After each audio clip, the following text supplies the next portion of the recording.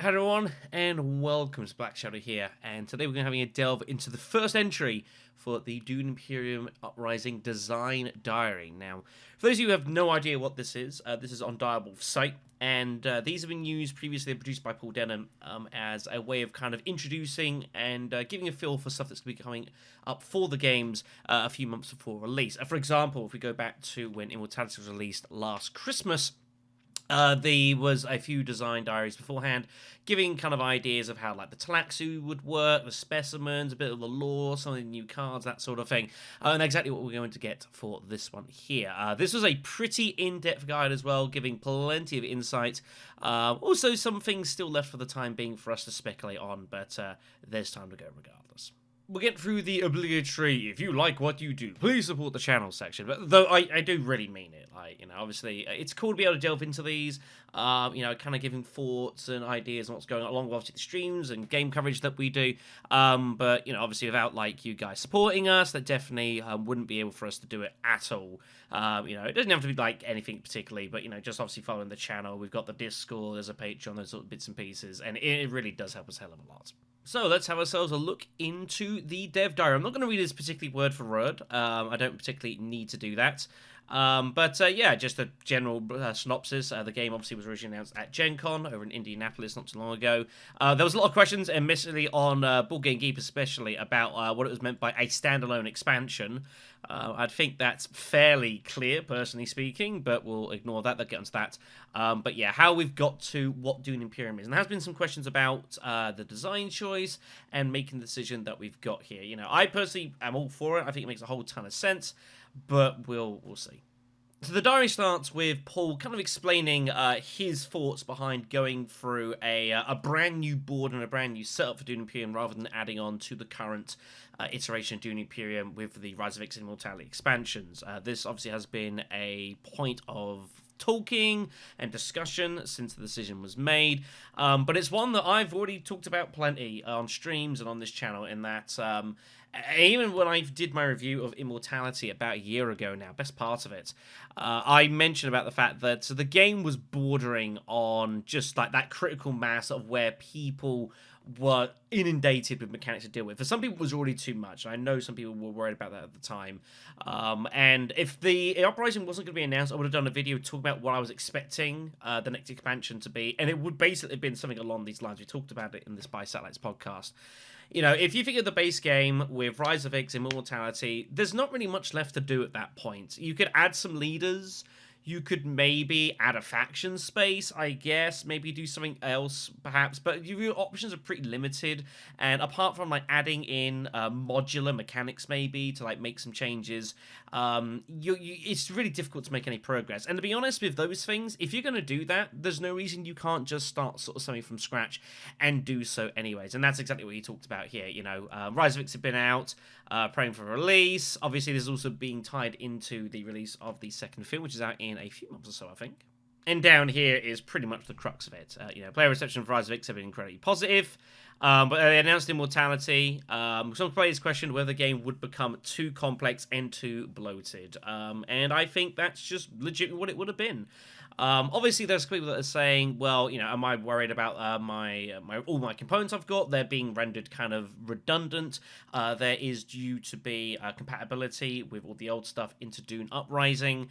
On a personal note, whether you actually want to do that, I don't know. Not necessarily more is better, but that has already been circulated that there is going to be some compatibility with at least some of that stuff going into the new game. So I guess that's nice. But I understand Direwolf's kind of worries about the situation, which again is also talked about later on here. On one hand, fans of the IP want to celebrate Dune Part 2 in a big way, which should be a pretty decent film. The opportunity to play with parts of the new story, which is also really cool, because that allows to delve into a different part of the lore, and obviously Dune's lore is vast, and it's far beyond the scope of my knowledge, truth be told. CJ is the one who knows a lot more about that than I do. But yeah, on the other hand, Direwolf are just excited about and concerned, but it's about the quality of Dune Imperium experience. And, that's something that has to be looked after and protected. It has been really, really solid. Even just playing the base game, is a totally enjoyable experience. Something that quite a few of us are going to be reminded of when Dune Imperium Digital comes out, as the base game only is going to be available on release. And that's something that I'm going to have to get adjusted to. but we'll get there regardless. So it was a tricky situation for them, but I think they made pretty much the only realistic choice that they could make. Now, there are a few shows of cards dotted about in this diary. I'm going to talk about the cards specifically towards the back end of the video. All this will be timestamped, I'm pretty sure, because I think I could touch about them as we go, but I want to condense them into one section and talk about, I think, an overalling theme that I think is developing amongst the deck, at least from what little we've been shown. So we'll get to this in a moment. So yeah, just again, more talking about that. They're pretty happy with the decision. I think it's the right call. Just starting, not necessarily from scratch, but using this opportunity to refine the mechanics that you've got, you know, where things are kind of getting a little bit messy, perhaps a little bit crossroads. Use this to kind of just take a step back, refine what you've got, make it better, and then add in some extra bits and pieces, you know, like the mega hooks, the spy stuff that's coming in, you know, as well as changing obviously bits like the board spaces, that sort of stuff. Just the right call. So next up, the discussion starts about what actually is going to be changing mechanically with Uprising. And there's some very interesting decisions that have been made, some of which I think make a lot of sense, some of which are going to be pretty jarring, I think, for a lot of players that have played a lot of the game, and one which was a surprise and I legitimately didn't expect, but knowing what's going to happen, I think actually makes a lot of sense and is quite a cunning little move. So, this is a tricky spot of world because you've got to balance this between people that have played Dune Imperium a heck of a lot, like a lot of us folks, but you don't want to make it to a point where that then shuts out people that are just trying to pick up the game. And that's one of the advantages I think with Uprising as well. Obviously, it's based around the Dune 2 lore, but if you go and play Dune Imperium, it is a little bit scaled back now, you know, and obviously you've got the expansions or Immortality and Rise of Ix to make it a much more fleshed out game, but that makes it a bit of a pain in the backside to teach to people, and I think that's something that has been noted by a few folks. You know, people want to teach Dune Imperium, but obviously play all the expansions, you can't just throw that all at people. They're not going to have any idea. So Uprising, while it's maybe got a few more mechanics than the base game, it's all one complete package, and so that should make it a lot easier to introduce to folks. That, and of course, the original box art for Dune Imperium Uprising is absolutely gorgeous. Well, although there are new mechanics coming, which we'll talk about in more detail a little bit further on into this diary, there are a couple that we're very used to that are actually being removed. And this is pretty significant stuff, and they're detailed specifically here. Because the board mechanics are Uprising are indeed somewhat more complicated than the base Dune Imperium board mechanics, which they are. He's decided to lower or cap complexity in a few other ways to try and prevent overloading new players. So, first off, there's no Mentat. It's gone. I didn't expect this. We have been so used to the Mentat installing and how it works. This I didn't expect, but it isn't just entirely removed. It's been replaced, and so basically it's more of a retweak. This comes in later on, and I think it's actually a really cool decision. I do like it. Second of all, there's no more fold space. It's completely gone from the Uprising board. The Spacing Guild visit to the normal space no longer gives fold space cards. It gives water. Because the Fremen is not just about giving water, they tend to take the water and use it for other things and manufacture stuff with it and whatever else. So that's a pretty big change. Should be noted, if you are playing, I think the idea is Uprising is meant to be usable with all of the old characters. If you do play the laser, she can still use fold space. You bring them over and only she can get them, which is a bit funky, but that is what it is. It's an interesting one. I never really thought fold space was that particularly complicated. The ability to just say, here's a card, go wherever you want, you know, it seemed fairly simple to me. But I think, again, it's just a case of it was a little bit of a leftover mechanic, and obviously retooling how the Spacing Guild works. It's like, well, is there really a position to get full space cards into the game still? No? Okay, then. It's not a big deal. It's not a disaster. It's going to be a bit strange for us. We're so used to it after 3 years of fold spacing that we've just got used to it not existing. The next one is a little curious to me. Lowering the average complexity of Imperium cards in the Uprising deck relative to the base game. Now, I thought about this a bit and was trying to work out exactly what it meant, because personally to me, I never found the base game deck for Dune Imperium that complicated. There are a couple that are a little funky to get used to at first. Firm Grip would be a decent example. Maybe like Guild Administrator. You know, there's a couple ones that can be a little funky, but I guess maybe because we're so used to Rise of X, and especially Immortality, and there's lots of funky cards going on. You think of stuff like maybe Talaxu Surgeon. You've got grafting now. There's a lot more going on. To me, I never thought the base game deck was that complicated. So I'm kind of curious to know what exactly he's going to mean by that. Also, as well, we'll talk about the cards again a little bit later on, but some of the cards that he's showing off feel a lot more complicated than the base game cards were anyways. Obviously, this is a very small sample, and you'll be showing off some of the more fancier cards rather than saying, oh, here's a card, go to a city, draw a card. You know, you're not going to show that off really for promotional reasons. So interesting words. I'm not entirely sure what he means exactly by that, but we'll see how we go. Now, the fourth one also is interesting. That is talking about the contracts mechanic. Now, we don't know very much about what contracts are at the moment. We speculated it on the spy satellites. I thought contracts might be used as a pseudo way to replace endgame intrigues in the intrigue deck, which doesn't appear to be the case. It is going to be a more modular style mechanic. Which is going to be available if you want it. It's erased by something much simpler for new players. So the question is, what exactly is the contract mechanic going to be? The truth is that we don't know, and the truth is that my original hunch, I guess, isn't quite accurate. But then again, it might actually be very accurate. So the idea of modular mechanics in Dune Imperium is not actually a totally new idea. This has already been happening, and this is regarding the Arakeen Scouts. If you've no idea what I'm talking about, not everyone particularly does. The Arakeen Scouts is a game add-on edition with the Dune, the Dire Wolf game room, the Dune Imperium companion app specifically it's known as. And what this does is if you're playing, like, say, in person, what you can do is you can set up, it's on the App Store, and you can set up a game, and you can have this kind of running on the side. And what it does is it adds some extra bits and pieces on the side. Here's a few examples of things that it will let you do. Stuff from, if you go High Council, you can get a little additional bonuses, you know, being able to, like, put extra resources on spaces, whoever goes there first gets it. And this is all random. You know, it's just decided by the game. This is just a sample of a few of them. If you've got the expansions, Rise of X Immortality adds extra options as well. But what this does is it includes at least some degree of modularity into the game, of things that are going on the side but aren't set in stone, and so kind of makes people be a bit more opportunistic. And this is not a bad thing at all.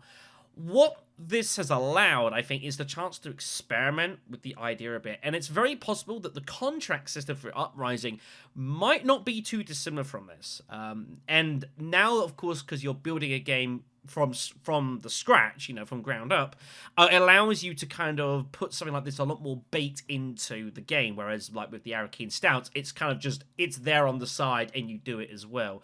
This you can kind of make a bit more intrinsic into the game design. Not too much though, because, you know, it might not be for everyone, but that's my guess of what we're going to see. Again, pure speculation, I've no idea, but those that have given the Arakeen Stout stuff have said that it's generally pretty fun and enjoyable.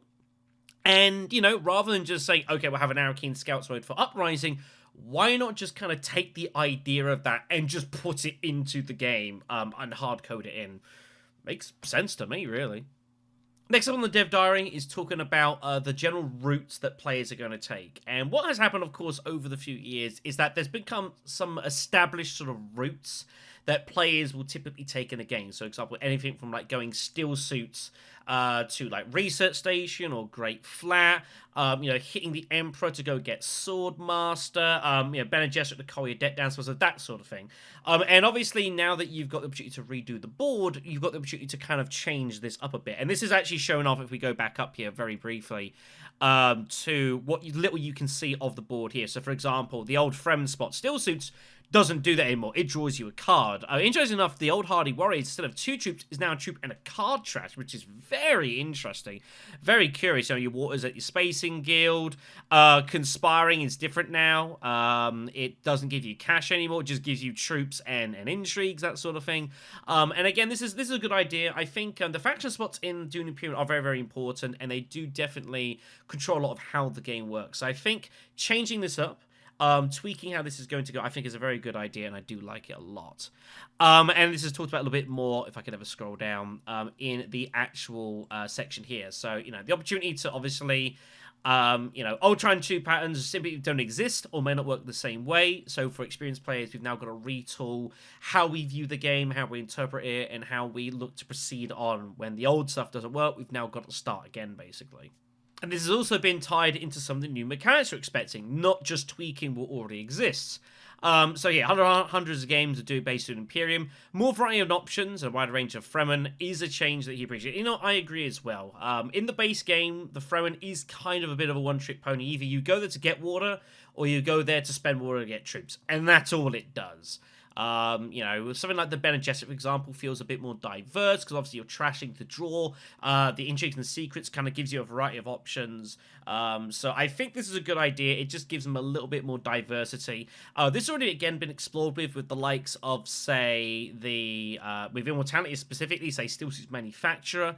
Being, if you've got the Alliance, you get to take the card back. So suddenly the Fremen can be used really well to, like, jam, like, Research Station and actually go Spice Must Flow, which is definitely a route that's going to be taken here. Another thing that's definitely interesting to note is that obviously going to the Fremen gives you access to the Siege. Now, the Siege is going to be changed very heavily in this game because it is going to introduce the Mega Hooks mechanic right here, which will allow you to call sandworms into battle, which will be talked about in another design article. But I think we've largely got the idea of how this is going to work. The idea is, I think, and we think here at Hidden Assets, that you go here to the Siege and you get hold of a Mega Hook. This goes onto your garrison. I think once you've got it, you've just got it. I don't know if it gets used up once it's done. I don't entirely know. But what it happens is that when you go to the big mining spots, you can actually spend or use these Mega Hooks to call sandworms into battle, which seem to be, I think, 5 strength. I think they're 5 strength units. There might be 3 as well. Can't exactly tell here without zooming in heavily. And instead of Dreadnoughts, because Dreadnoughts, obviously, you buy them and then you can keep using them again and again, I'm pretty sure the sandworms are just a one-time deal. You get it for that fight, and whether you win or lose, it's lost to you. And if you want to get another one, you've got to go through the process again, which makes them very, very big, impactful shock troops. But obviously, you've got to time them pretty well too. That ties very nicely into locked board spaces. We've been used to the Siege from the start of the game for Fremen access, and with Rise of Ix, the introduction of interstellar shipping, which of course was locked behind Spacing Guild friendship. And this is something that is going to continue and is actually going to be changing a little bit into the base game. So yeah, such as Siege is a critical board space locked by the Fremen. There are now going to be 2 other board spaces that are unlocked by the other factions. The big one that a lot of people have been talking about is shipping. Shipping is going to exist in base game, though you can obviously run Rise of Ix and maybe tweak that a little bit, which is unlocked by having to influence with the Spacing Guild. Now, this space is significantly simpler than it used to be. The shipping mechanic itself doesn't exist anymore. It's a simple, come here with 3 spice and get 5 Solari and a faction bump. I've made my thoughts known about interstellar shipping in the past, and that I was never the biggest fan of the mechanic. I get what it did. It worked as an action driver. It sped up the game, and it gave a focus point. But again, with just Rise of Ix, the game very quickly became a either you ship or you probably lose sort of thing, you know. And attempts to like try and ignore shipping weren't the most successful, apart from like a few specific examples. Now, some folks have argued that this might actually operate as kind of a pseudo-conspire, because conspire no longer generates cash for you, it's simply troops and intrigues, and it's used specifically for combat. And so folks are wondering, well, is this going to be new beta Rush Swordmaster? And to be honest, I think the answer is actually, I don't think so. You've got to bear in mind what you need to access this space. First of all, you need 2 spacing influence, and then you need 3 spice, and that's kind of hard to do. I mean, if you think back to people that like usually rush the inside of shipping, for example, like your Barons, your Tesias, when they get to inside of shipping, like you're having to spend your effort getting the friendship, apart from maybe like the Barons, you know, his Masterstroke ability, for example. And because you're spending so much effort doing that, when you go shipping, you typically don't have any spice.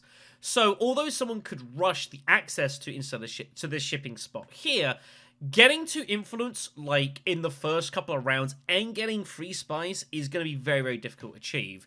Obviously, once you've got that, being able to get change free spice for 5-star rating and a faction bump is pretty decent value in my opinion. And it's a wild bump as well, so that's pretty nice. But I don't think this is going to be that useful for Swordmaster rushing. I think maybe, like, if it's been kind of a slow game, and, like, there's opportunity for you to, like, get it, like, round 4 because it's your turn next, then shipping's a great option. But this is not going to be any, like, round 2, like, smuggle, sword mastering. Nothing at all in that respect. This is going to be a much more longer-term space, putting investment into the factions so you can benefit those rewards later on. That's far more what it seems to me. Now, this leads us to the Lands Rad Council, which has been completely reworked since the base game and the expansions. This is a lot of change, and we're going to go into this in detail because there's a heck of a lot to talk about here. First off, let's start with Imperial Privilege. This is the final space that is locked by friendship. You need 2 spaces for the Emperor, and you think, you need the Emperor friendship to go Mentat? It's not the Mentat anymore. Let's go through this word by word, because this is pretty important. So, Privilege is unlocked by friendship with the Emperor. This board space is essentially a new Mentat because it's functionally similar to the original games. Some of the icons the board space seen has been for. You got the simple card draw, like previously, makes sense. And I introduced from Immortality, which I really like, the ability to trash an intrigue to draw another one. I think this is a cool mechanic. I think it's really funky. There's a reason it's a pretty popular space in the Talaxu board. But the big thing is what's coming next. There's a new icon. The new icon with a white up arrow inside an agent suit simply means return another agent. You don't come here with your agent, put it down, and get hold of the Mentat and stall. Oh, no, no, no, no, no, no. Now, when you come here to put an agent down, you pick up another agent on the board, not the one you just put down. This is a fascinating change, and I actually think it's really, really cool. Because it's not just the simple, I'll just go there and stall. Now you've got to bear in mind that not only are you're stalling, yes, you are, but you've got to go and pick up an agent from somewhere. And the question is, where do you pick it up from? Because, of course, once you take that agent up off the board, you're not blocking it anymore. So if you go into like that, you would want to go Highliner, and you're like, oh, I need to stall, for example, and you want to go Imperial Privilege to do that, you'd have to pick up your Highliner agent. And then someone else could go there. Shipping, for example, Swordmaster, High Council, that sort of thing. This is a really, really big change, and it's going to take a while for us to get used to. But it makes it such a more diverse spot. There's so many more options, and lots more to think about than just, oh, just go Mentat and stall, and it's done and dusted. You've now got to actually think about what you're doing and why. The other big thing that's a change here as well is now that there is no reason to go Imperial Privilege immediately, apart from just like an absolute hard block for whatever reason, because you can never pick up your own agent that you sent there. Maybe there's a card or something that lets you do that, perhaps, or an intrigue lets you do it once. I don't know. But this is really significant, and as mentioned later on here, as an aside, you could argue that this is a significant nerf to Count Ilban, who players recently discovered to be one of the more powerful leaders in Dune Imperium universe. You're welcome, Paul. On the other hand, gather support space is reasonably for the Count as well. We'll talk about this later on. But yeah, this is just... It makes you have to think about what you're doing. You don't just, like, immediately, like... And it's kind of dull when Ilban just goes, I'll just go Mentat first round, and just go there immediately. It's not the most interesting, and so this makes it a far more diverse and curious space to look into. And I'm really looking forward to this. And the thing is, well, again, you need Emperor Friendship to get here in the first place. So if you want to go Emperor early, you can then build action economy from people. You're not having to fight people for that specifically. I think this is a really cool idea. As a sidebar, is this actually a significant nerf to Count Ilban? I think the answer is yes and no, but probably in a fair way. Now, obviously, it does mean that in Ilban's first action, like, it isn't just go Mentat. And this isn't putting pressure onto players to have to feel they've got to go Mentat to stop him getting there. This is going back to the whole Prisoner's Dilemma thing, which I talked about in the meta video that I did a little while back. But then the other side of the coin is that, well, if Ilban's first act it doesn't actually affect him at all, because now he can go to a space and then go Imperial Privilege first, because in theory, no one else is going to go Imperial Privilege first more often than not. So I think in that respect, I think it's probably fair. If he's first to act, he can get there first anyways and make use of it. But for all the other rounds, it probably is a nerf to him, because now other players don't feel that they're forced to have to do something about it and kind of scupper their own plans. Again, this is a thing that has become pretty noticeable in games where players, people will see something needs to be done, but no one wants to do it because it affects their own game. So this is a good way of working around that, and I do like the change. So let's talk about the rest of the council, because there's some significant differences. First of all, we'll talk about Gather Support, which is a brand new space. I like the idea. It's kind of a derivative of the original Rally Troops. Used to be, I think, pay 4 Solari, get 4 troops. Now, you don't even need to have any cash for it, and I think this is a really cool little space. You can just come here whenever you want and get hold of 2 troops, which is pretty decent. But if you're willing to pay a couple of cash, you can get 2 more troops and also some water on top, which is pretty significant, because water is looking to be a pretty important resource in this game. It looks like it's going to be a bit of a barrier for a few places. Obviously, you want to be using water to generate makers, so you can bring those into combat. Your research stations change. And obviously, the fact that there's no Fremen, you just go steel suits anymore. It's now at the spacing, which is a little bit funky. So I think water is going to be pretty important early on. Other changes to make one note of as well. The assembly hall here is the original hall of oratory, now known as tech negotiation, which has seen a lot of changes. It's gone from a persuasion and reveal and a troop to going obviously to buying techs, and now it is a persuasion and an intrigue, which, do you know what, is actually pretty good value, and I think I might be visiting there quite a lot.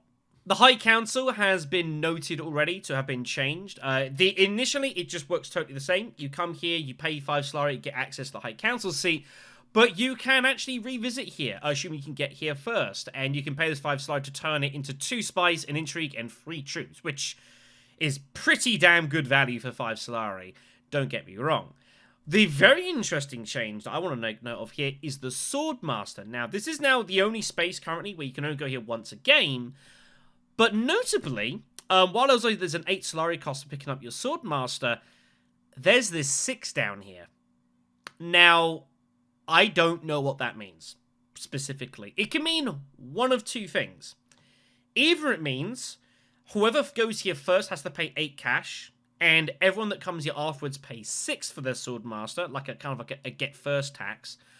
But what I actually think this means, I think this is actually relating to the infiltration stuff that's over here. The developers haven't talked about exactly what this means yet. Again, we speculated what this probably will mean in the Spy Satellites podcast. But I expect what it means is that if you've got like a spy here and you go Swordmaster, you get it cheaper.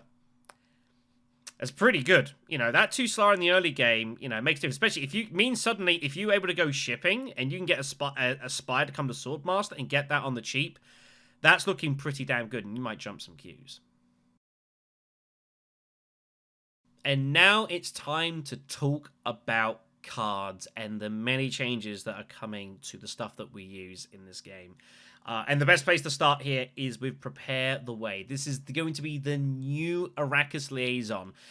Functionally, it works exactly the same way. You buy it for 2 persuasion, it reveals for 2, same access, but the big change here, as you can see, is that if you've got 2 influence of Bene Gesserit, you get to draw a card as well. This makes this a far more diverse option. Typically with liaisons, you generally just buy it, and that's about it. You tend not to play them if you can help it. You obviously want to reveal them, because they provide some access. Like, there are other cards that are better, and of course the agent box is just totally blank. So this makes it a far more diverse option, and just gives you a lot more flexibility in the situation.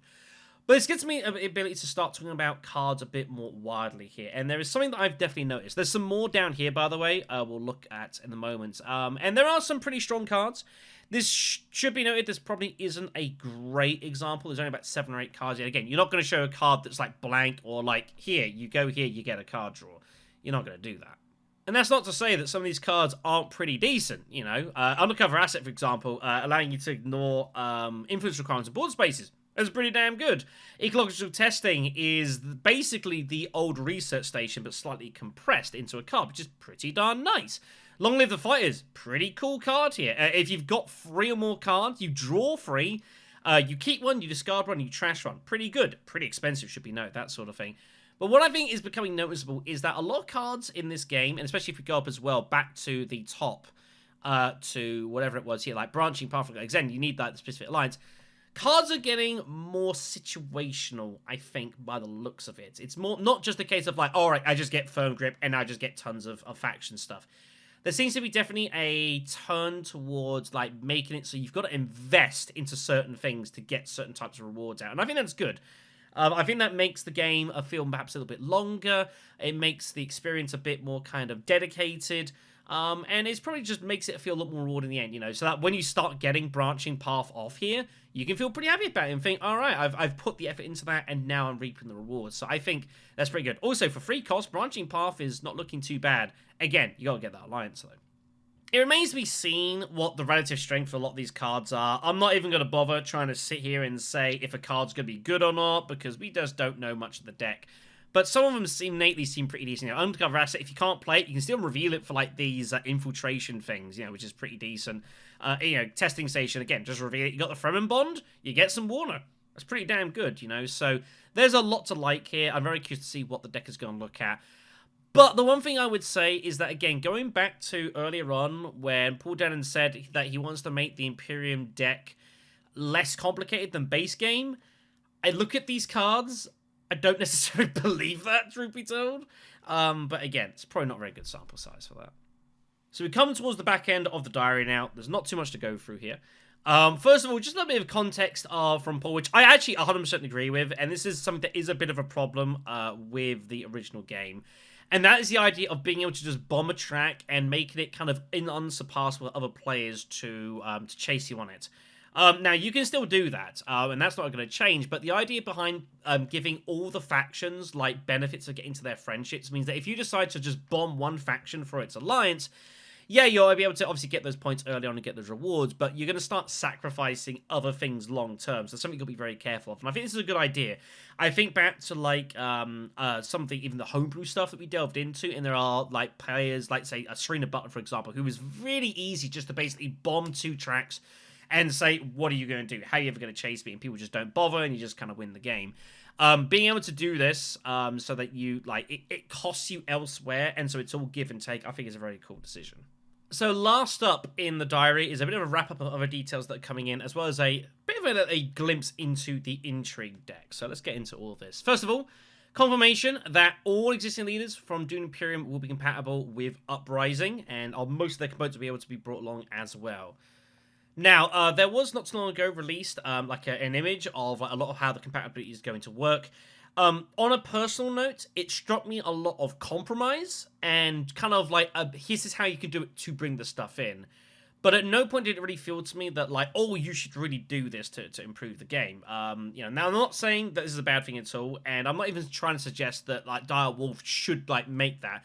Their focus is on making Dune Imperium Uprising standalone the best experience it can do. And obviously they're going to have a mind of how to incorporate old elements into the game. It's not going to be their priority to, like, okay, how can I get, you know, armored CADs to work really well in Dune Uprising? It's just, it's not going to be a particular priority here. So, you know, that's fine. I do appreciate that they are finding ways to get most of the stuff incorporated in regardless, if you want to introduce into that. I'm just saying that not necessarily is that going to make it a better experience. You know, we won't know. I imagine for a while amongst us that we'll be playing Uprising on its own. And then folks will start slowly incorporating elements here and there. But like if you had like the base deck, and then you've got like the old deck, the Rise of It, like for the Imperium row, the Rise of It, you could have like a 200 card deck or something like that. Is that really a good thing? I don't really know if it is. That brings us quite nicely on to the next point here. The entirely new Imperium deck will consist of 65 cards, which doesn't sound like a whole lot because we're currently running with a deck of about like 130 odd cards. But bear in mind that that is A, a base game in 2 expansions, and B, that of course has atomics to allow you to get through the deck a lot faster, which of course is not going to exist in this game as far as we know, which, you know, your mileage is going to vary on that. However, something that is worth noting here, there'll be 4 more if you're using the Choam module, which is a built-in mini expansion for use with the game. This is the first that we've heard about this. And truth be told, I don't know what it is. My only theory with this We talked earlier about the contract, and that might be a derivative of the Arakeen Scout stuff from the companion app. It's very possible that this might actually be that, and a little bit of an extra thing on the side, and that is my best guess. It's possible the contract stuff might just simply be like a pay X amount of resource and you get this benefit for the rest of the game. It was something I was actually going to speculate on with a video which I was going to release before Uprising got announced, and it was rendered kind of pointless to do so. One of the theories I thought if they were going to add on more stuff to the base game and continue down that route was like kind of a leader add-on system, where like you have like a bit like the Talaxu row. But instead of like paying specimens to like get a card for you to use, you pay X amount of resource and you just kind of like have an add-on to your current leader. So maybe like whenever you use your Signet Ring, you get that Signet Ring ability plus something else, you know? You add on just an overall passive for the rest of the game that gets applied to what you've already got. And it's very possible that the contract might act in a similar function to that. That is probably my best guess at this point. Again, this is all speculation. I have no idea. Paul Dennen has, unfortunately, not bequeathed to me the information. But if I had to make a punt, that's what it is. I don't know if that sounds like a good thing or not. I think your margin is going to vary. But I think it could be pretty cool. And again, just kind of adds a bit more to that modularity theme of the game. And then last up here, we've got the Intrigue deck, which is going to consist of 40 cards, plus 4 for the Churn module. And the Conflict deck, which is going to consist of 16 cards. Now, this is interesting. In base Dune Imperium, the Imperial deck was also 40 cards. But there's actually 18 cards for the Conflict deck. So it's interesting that Uprising is going to have a slightly smaller Conflict deck to begin with. Didn't expect that, but there we go. We also get our glimpse of a few intrigues for the game here as well. And this is pretty notable stuff. So some of them obviously going to be pretty cool. Interesting to have like something specific, having a third influence of a faction to give a bonus, which is kind of cool. And I think it's nice to have those in the game, actually, because typically speaking, with Dune Imperium, either you go for 2 persuasion, or you go 3 for like memo cores or plans and plans. Other than that, it's either you go for the alliance or you just sit on 2, and there's no real reason to go to 3 persuasion most of the time. So I think it's nice to see those sort of changes.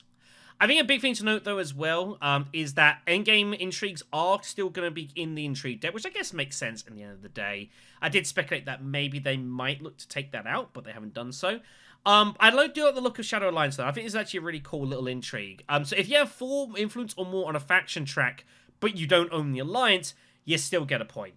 This is really significant, and this will definitely change the game. Like, if I get this early, I feel a lot more enabled just to basically charge a track, put someone under pressure knowing that I can go to 4 persuasion, they've got a max a track out to protect it, I'm still getting the point. And, you know, it's then trying to, like, obviously, if I'm going to do that with a faction, how do I incorporate into my overall strategy? Of course, if you end up getting the alliance and no one bothers to challenge you, that's a bit of a problem, but you can make it work out. Either way, pretty cool little ability, and I do like this card here. I think the way that endgame points work has become a bit of a sticking point for some as time's gone on, specifically plans within plans and Call the Market, which with the expansions have become probably just more and more powerful finds, where you're typically going to get at least a point from them, if not 2. So the way that endgame intrigues is going to be done in Uprising is going to have to be very, very careful. As few as talk about, like, say, Grand Conspiracy, which is a fascinating card, was brought in with Rise of X, which is also just a full-on endgame card, but it's difficult to get 2 points from. It's not even that easy to get 1 point from, and that's what it should be. You know, you shouldn't be able to get endgame cards, which you just feel are going to be victory points most of the time. That kind of, you know, doesn't feel too great. You know, you still got to feel to put in some effort for them. I mean, Grand Conspiracy is a great opportunity. When was the last time you saw someone get 2 points from Grand Conspiracy? It's pretty rare and doesn't happen often, but that's what it should be. People have got to put in a lot of effort to get these victory points. You know, that's the whole idea. So we'll have to wait and see more of the intrigue deck as time goes on. And I have a feeling that when there's more discussion with the Bene Gesserit, specifically regarding like the spies mechanic or whatever it's going to be, I imagine we'll see more from this. And that brings us to the end of this design diary. I don't necessarily if we're going to do a video for every single one that comes out, But definitely the first one has given us a much clearer insight into the sort of things we can expect from Uprising. You know, there's a lot of change, but there's a lot that's staying kind of the same way. You know, the general idea of how the game works is not being changed, but a lot of the sort of inner mechanics and how things are going to relate to one another and kind of the pathings is definitely going to be tweaked a lot. The council has seen a complete rework, which I think is good overall. The mentat's been changed out as well, and that sort of things. We haven't even really got very much time to sort of talk about the leaders as well. There's a couple of leaders that are shown off here, like Muad'Dib, Mother Jessica, that sort of thing. But the truth is that we just don't know much about them. And it'll be interesting to see how these go. And I think it'll be fun. I think there's a lot of chance to do a lot of cool stuff with the leaders. Again, we've had the same leaders for like 3 years. So there's definitely an opportunity to kind of really tweak things here. And see how things go. So I'm very looking forward to Uprising. I think it's going to be awesome when it comes out in a few months. And I encourage everyone to keep an eye on it, and we'll see how this develops. Regardless, that's all for us for this video. So a huge thank you for watching. Again, if you are able to support the channel any way possible, we'd hugely appreciate it. Even just your company, on subscribing, and obviously on the Discord as well, which is pretty darn active too. It'd be hugely appreciated. Yeah, that's about it, really. Thank you for watching. Curious to know what you make of this one. And if you think that anything I've said makes any lick of sense, it might do, with any luck. I'll see you soon.